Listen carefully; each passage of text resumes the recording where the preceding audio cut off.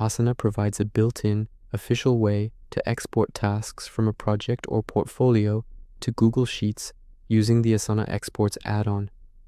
This creates a live, syncable spreadsheet one way from Asana to Sheets for reporting, analysis, or sharing.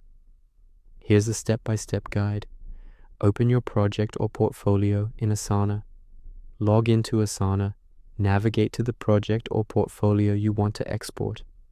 Export to Google Sheets. Click the Actions drop-down, 3 dots, next to the project or portfolio name, top right.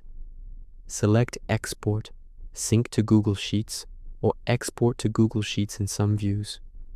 Asana generates a shareable link and opens a new Google Sheet automatically, or prompts you to open it. Install Asana Exports add-on, first time only. In the Open Google Sheet, go to Extensions, Add-ons, Get Add-ons. Search for Asana Exports, Official by Asana. Install, grant permissions, sync and refresh data. In the Sheet, Extensions, Asana Exports, Sync with Asana. Paste the export link. If prompted, click OK. The sheet populates with tasks, including columns like task name, assignee, due date, status, parent task for subtasks, custom fields, etc.